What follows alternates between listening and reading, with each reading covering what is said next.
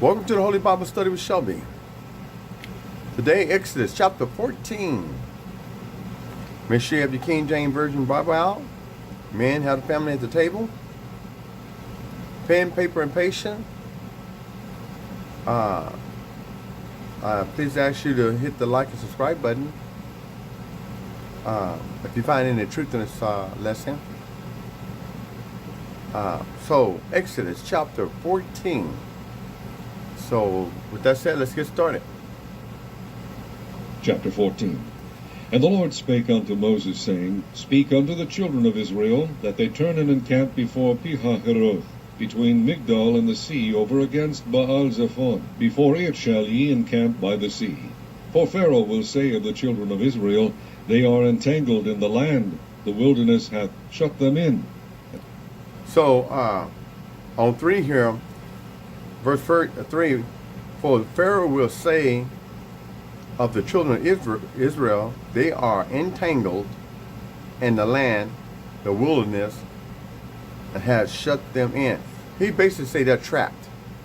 See, Lord have leading them to the Red Sea, and so Pharaoh thinking they're trapped there. They got nowhere to run, nowhere to go, and he's getting ready to send an army after them.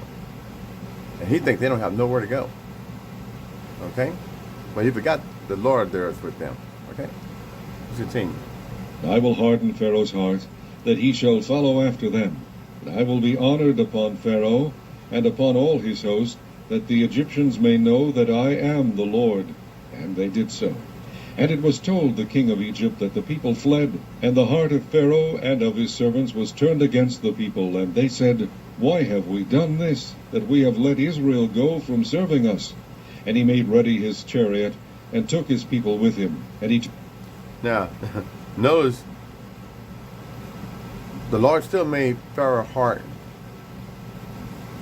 hard. Okay? That's what I'm telling you right now. Every politician in this world, God got his hand on their hearts. He's dictating what's going on. They might think they are, but God is doing it. Okay? But even if the Egyptians who didn't go with Israel, because some left with Israel, some stayed. And here they now think, hey, why we let them get away? I mean, now who's going to do the work for us? Okay? So now, like I said, but God said He's going to have honor with them, because He's going to do some things to them that He's going to get the whole land attention after this. They're going to believe He's the true God after this event. Okay, let's continue. Took 600 chosen chariots, and all the chariots of Egypt, and captains over every one of them. And the Lord hardened the heart of Pharaoh, king of Egypt, and he pursued after the children of Israel. And the children of Israel went out with an high hand.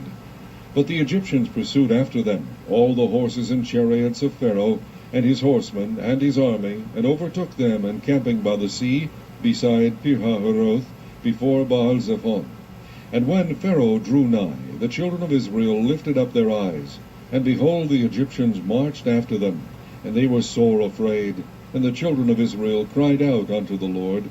And they said unto Moses, Because there were no graves in Egypt, hast thou taken us away to die in the wilderness? Wherefore hast thou dealt thus with us, to carry us forth out of Egypt? Now, here the children of Israel already complaining.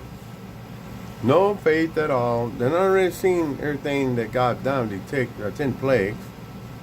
Now here, they felt like, okay, we were right here by the Red Sea and we trapped. And here Pharaoh with the 600 army getting ready to come take us down. They basically said we was better off just staying in Egypt. I'm surprised God didn't destroy them then. Lack of faith. Just no. Just you saw it, all the 10 plagues. You would think they wouldn't be worried about anything, but no. It's like today, soon a little drama come up on us, then we forget about this God. We lose our faith. I don't want to bring that up. I mean, that's a sad deal. I mean, hey, you just watch. The Lord did 10 wonders that He put on the Egyptians, and you still doubt.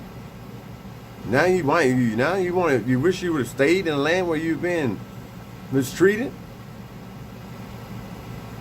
Let's continue. Is not this the word that we did tell thee in Egypt, saying, Let us alone, that we may serve the Egyptians? For it had been better for us to serve the Egyptians, than that we should die in the wilderness. And Moses said unto the people, Fear ye not, stand still, and see the salvation of the Lord, which he will shew to you today. For the Egyptians whom ye have seen today, ye shall see them again no more forever. The Lord shall fight for you, and ye shall hold your peace. And the Lord said unto Moses, Wherefore criest thou unto me? Speak unto the children of Israel, that they go forward. But lift thou up thy rod, and stretch out thine hand over the sea, and divide it. And the children of Israel shall go on dry ground through the midst of the sea. And I... Now imagine that. First of all, he asked Moses, why are they crying? Did they not see the wonders? They were showing the lack of faith already. And here the Lord could have split the Red Sea in half, and the land's going to be dry for them to walk on. It's not going to be muddy. You know, where they get, muddy feet and all that. No, it's going to literally be dry. And here we got some whining people already that Moses is having to deal with, and the Lord got already seeing faithless children already. Let's continue. Behold, I will harden the hearts of the Egyptians, and they shall follow them. And I will get me honor upon Pharaoh, and upon all his host, upon his chariots, and upon his horsemen. And the Egyptians shall know that I am the Lord, when I have gotten me honor upon Pharaoh, upon his chariots, and upon his horsemen. And the angel of God, which went before the camp of Israel, removed, and went behind them. And the pillar of the cloud went from before their face, and stood behind them. Now think about that. The Lord was leading Israel at first. But what he did, he got behind them. And the reason he did that was to keep the Egyptians from catching up with them. Okay? He blinded them with his light. And they started having all kind of problems because they was really in hot pursuit of Israel. Okay? So the Lord got at the tail end of Israel and made it hard for Pharaoh and his army to catch up with them. Let's continue. And it came between the camp of the Egyptians and the camp of Israel, and it was a cloud and darkness to them. But it gave light by night to these, so that the one came not near the other all the night. And Moses stretched out his hand over the sea, and the Lord caused the sea to go back by a strong east wind all that night, and made the sea dry land, and the waters were divided. Now think about all night it took them to cross that Red Sea. All night. So we know it's 12 hours in the day and 12 hours in the night by, count that we go by. But that's still 12 hours of walking or more. But it took all night. Okay? They just went an hour swim, or they didn't even have to do that. They just had to walk. Can you imagine walking somewhere for 12 hours?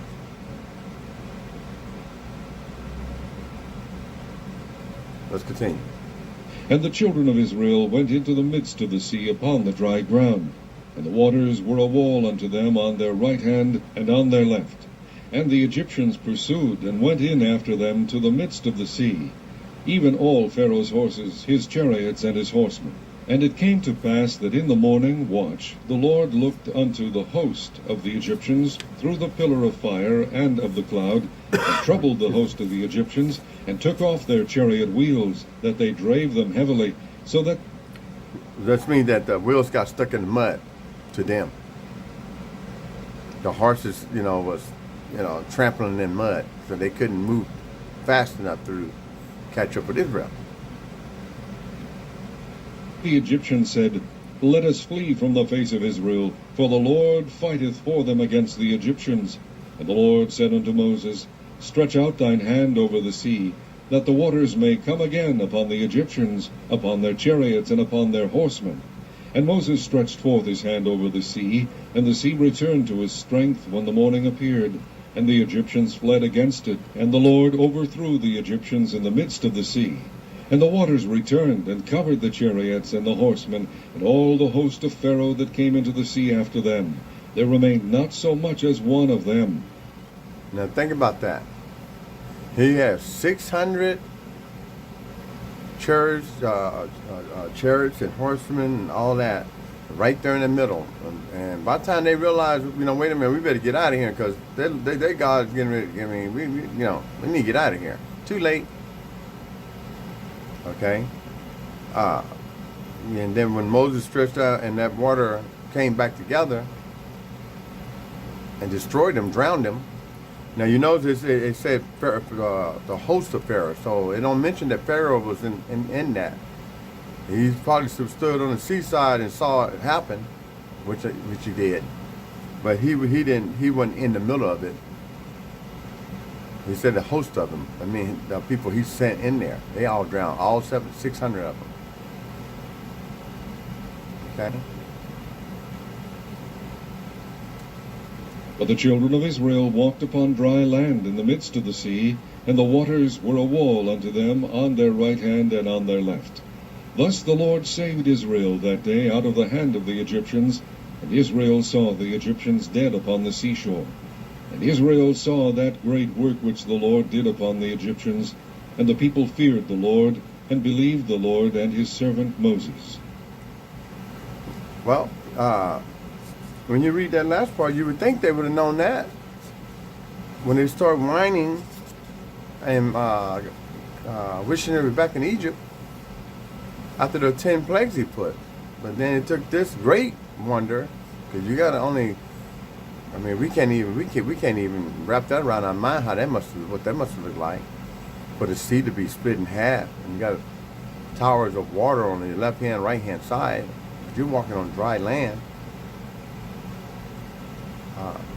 That must have been a great sight to see. Would have made a believer out of me.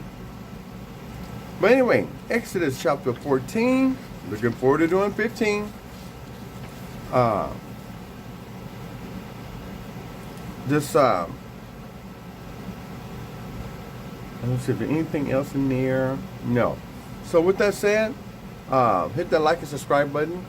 Let's make sure we are sharing this. And hit the like button and let's get to do the will of God, because we're doing the will of God when we're sharing this. If you find any truth in it, but do your own homework. Go back and read on your own and get your own understanding. And if this video does help you out, share it. Like it. We're trying to help starving people out there. Okay? With that said, have a nice day, be happy, and thank you for your time.